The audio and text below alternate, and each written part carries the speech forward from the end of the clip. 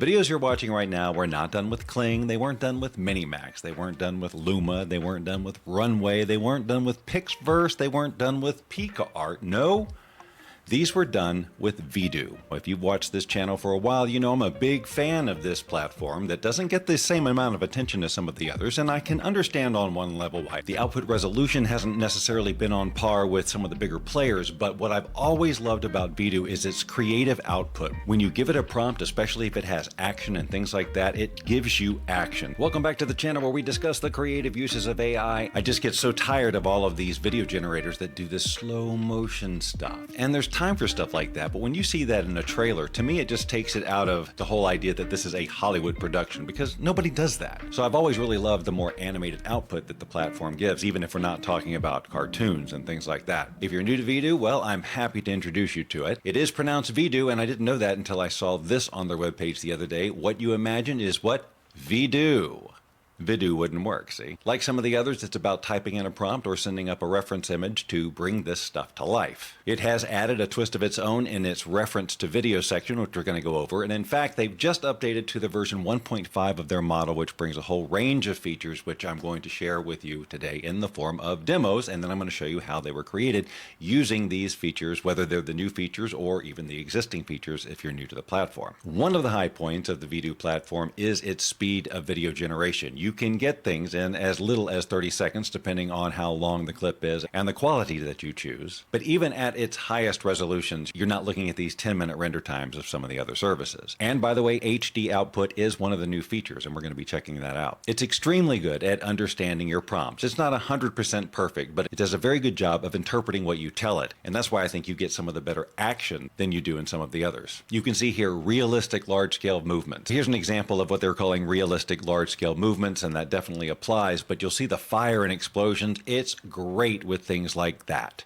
If you're a special effects artist or a VFX person, you will love the kind of stuff you can get in this. Much of it I can't show you. If you're into the horror genre, well, Vidu is your platform, baby. Got use cases here, the obvious ones for film. Anime, it has a special model just for cartoons. Here's what it looks like inside the platform. You have basically 3 different ways to generate video. You have image to video, you have reference to video, which allows you not only to choose an object or a person out of an image, but also to create a model of a specific object so you get even more accurate results. And that's what's happening here. And I'm going to show you how that works in just a bit. And then of course you have your traditional text to video. Up here you have the choice to choose the new 1.5 model or go back to the 1.0 model. One of the things I've really enjoyed is going back to my version 1 generations and then rerunning them through the new model to see the improvement. Here's a quick preview example to show you what I mean.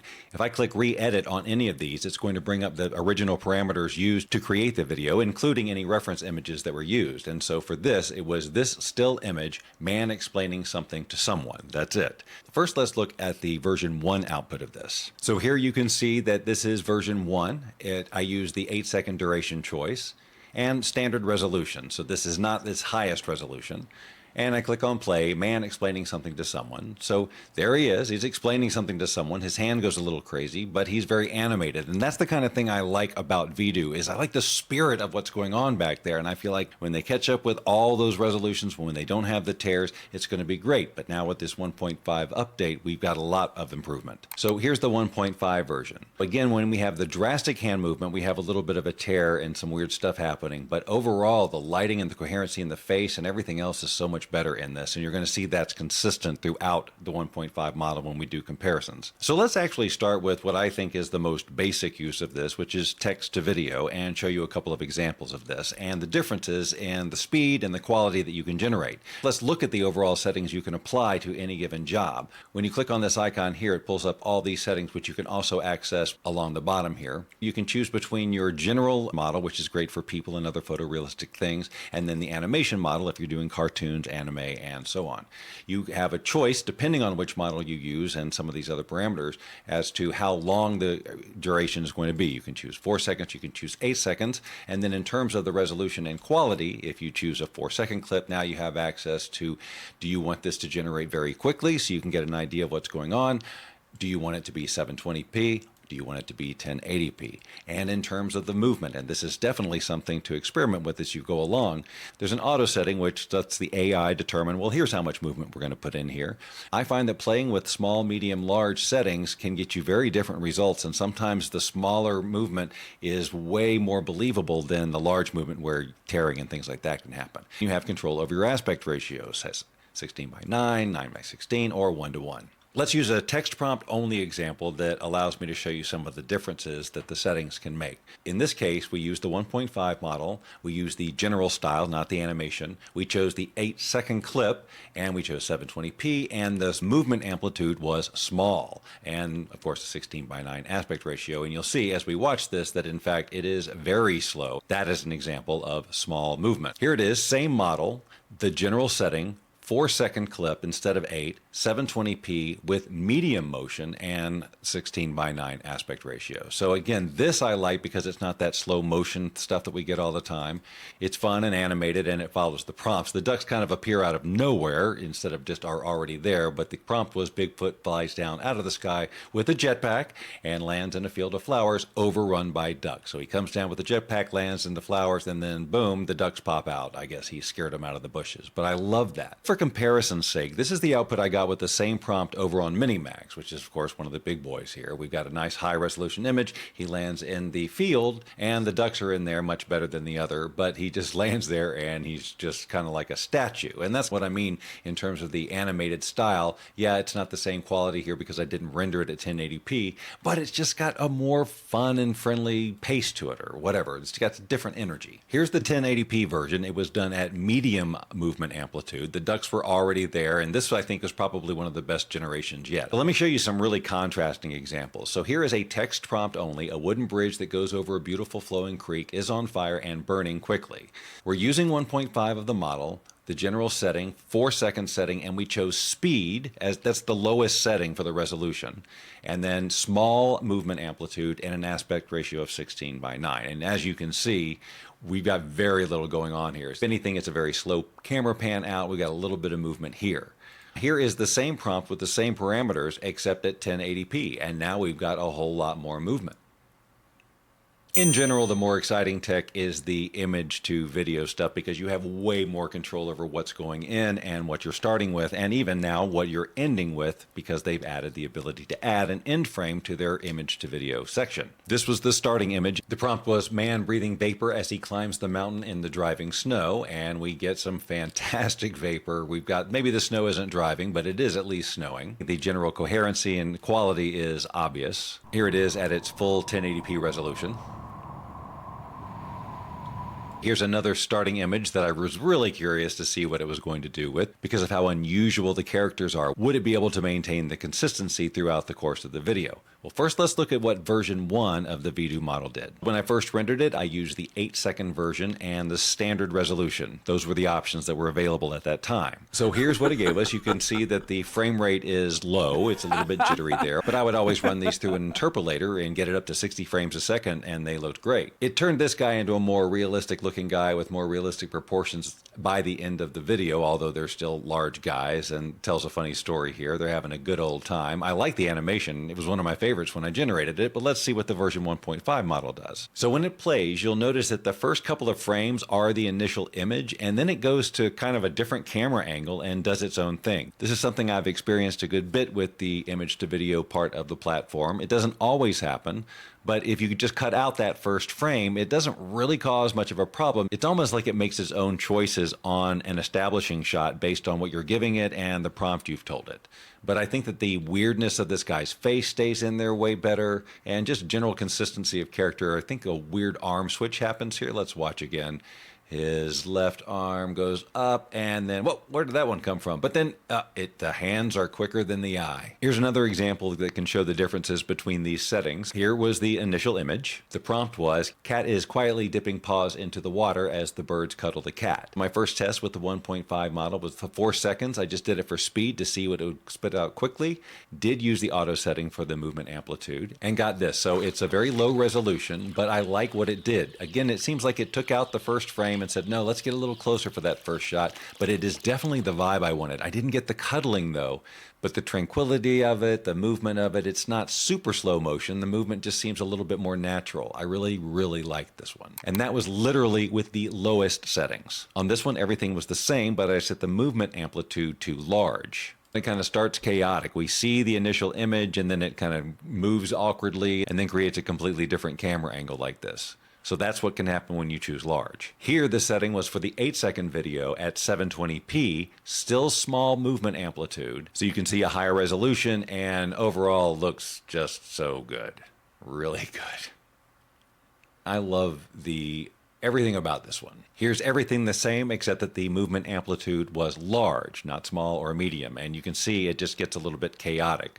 They cram a lot into that 7 seconds. So here's the starting image. The settings are for 4 seconds at 720p using the auto movement amplitude. And we get this strange thing. It changes from the Pixar style to this. It's just crazy, but I still like it. It's just very interesting. This is one of those things where you would just keep generating and all that stuff wouldn't happen, but I just wanted to see generally what it was going to do at that setting. This is same settings except the 8-second version. I was really wanting him to eat the thing, but obviously that wasn't going to happen. But we do get some interesting stuff going on here. Here, the setting was for 4 seconds using the speed option, the lowest possible quality settings, along with medium movement amplitude. So again, now we've got that really low resolution, but that's really the closest one to what I wanted it to do. At least he's trying to get it in there. Here's another comparison between version 1 and version 1.5 of the Vidu model. Both models are great at taking images like this from parties or old family photos and bringing life to them. I did a whole video on that, in fact. This is the version 1 model. I created an 8-second video, lots of activity. Woman taking a selfie at a party is what was going on here. So they took that and they just said, well, let's put some dancing in there too while we're at it and she can disappear or not. It's a fun video. She's not only taking a selfie at the party, but she's dancing with everybody too. So that's what I'm saying, just a lot of spirit in the Vidu animations. And here's version 1.5 at the lowest possible settings, the 4 seconds, the speed option, and the automatic movement amplitude.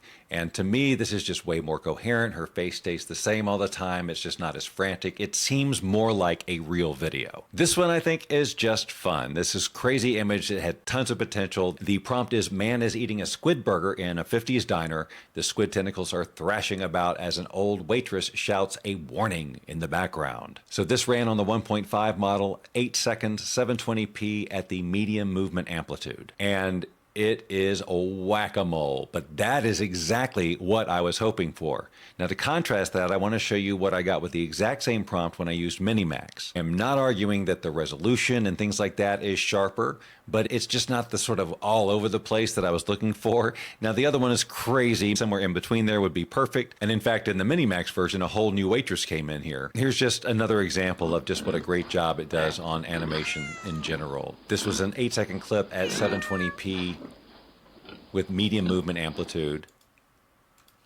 based on this image here.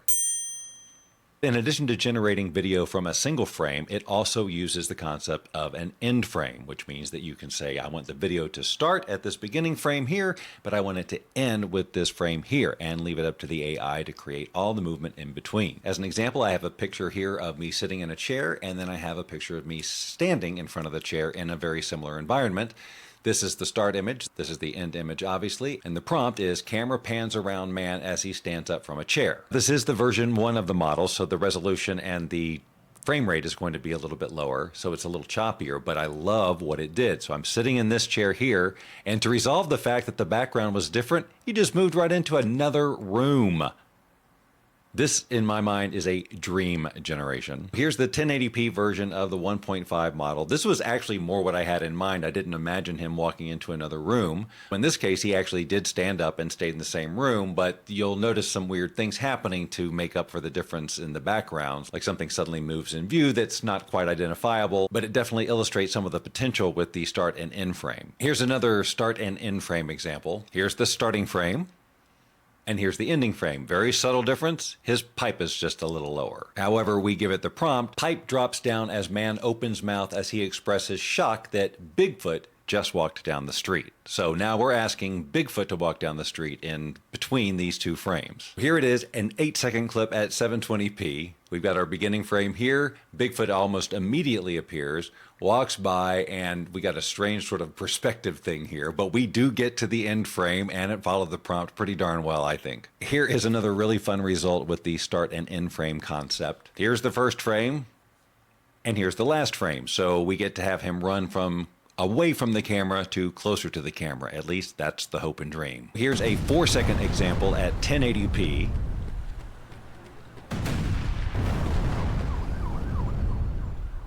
Here is 8 seconds and 720p, and I let the movement amplitude be automatic, but it did a great job. We've got debris, he's running down the street, things are going back the way. We got reasonable consistency here. We lose his face for a second, but it's great because we got the title at the beginning, and then we got the title at the end. And that's some pretty good running. Come on. I could literally go on all day showing you examples of this, but let's get on to the third thing, because this is where some real innovation happens, and that is the reference to video. That allows you to take any element from a photograph and use that as the focal point for whatever you're generating. So let's say I just want to focus on the donuts in this picture. When I load in my image in the reference to video section, I now have the ability to select object. And that's where you just draw a rectangle around what you want to have the focus in the video you generate. In this case, it was donuts. So I said an army of ants attack a plate of donuts at a picnic. So now we've got this. I actually showed examples of that in a previous Vidu update video, so I won't go too deep into that right now. Let's talk about the new thing they've added, and that is multi-entity consistency, which basically means they're going to build a little model out of reference images that you send up to make sure that as this character moves throughout the scene, it maintains consistency. Because sometimes if you start with an image, it starts with one face, but by the end of it, it morphs into another one. But this takes care of that. It allows you to upload 3. So ideally, you want to get 3 pictures with some variety of angles because you want to give the model that kind of flexibility. Right here, I've got 3 different pictures of Presley, and the prompt says, a woman is sitting at a video editing suite, bathed in a bright purple glow, frantically trying to complete an editing project while a giant countdown clock on the wall is counting down. We see the anxiety on her face. And now we're able to create something like this, where even though she leaves the frame here for a second, when she comes back, she's still the same person because it's using more of a model than that initial reference image. Here's another example. In this one, we've got some side shots, and our reference images did not have a side shot, so we sort of lose her here. But as soon as we get back where she's facing the camera, which isn't very much in this particular video, but right there, we do have her. So you want to make sure you've got a variety of angles in your reference images. So here's another example that illustrates that you can actually use reference images that have multiple people in there because you have the ability to select the object that you want. In this case here, the picture is of Rob's face, but in this picture here, there's Rob and me and Tracy. And in this picture here, there's me and Rob. But in the select object, I'm able to say, no, I just want this dude here. And same here, I'm not selected, but he is. Then the prompt was close-up of man playing a grand piano in a smoky bar and singing. So here's the 720p 8-second output. And I've known Rob for 30 years. I would absolutely believe this was video of him. There's nothing but that broken key that suggests that anything is wrong with this. It captures every detail of his face and even how he moves. I don't know how they know that. Now look, this video can either be exactly this long or it can be an hour because the examples I have here are so numerous. And as I've mentioned in other videos, you know, as the creator, you fall in love with all of them. Then you go, oh, they gotta see this. They gotta see this. But I don't know that you gotta see this. I think you've seen enough examples to see the capability. And now it's up to you to go find some cool images, come up with some cool prompts, get rid of the planes that are flying over your house every time you try to do a video, and have fun in this platform and give it a look because it is underrated in my opinion. I don't see enough people talking about it, and I've always said since the beginning that it is one to watch, and they keep adding features like this and they won't be unknown for very long. If these are the types of things you like to learn about, well, why not subscribe to this channel? Because these are the topics we cover all the time. If you subscribe now, I will not look for you. I will not pursue you. But if you do not, I will look for you. I will find you. And I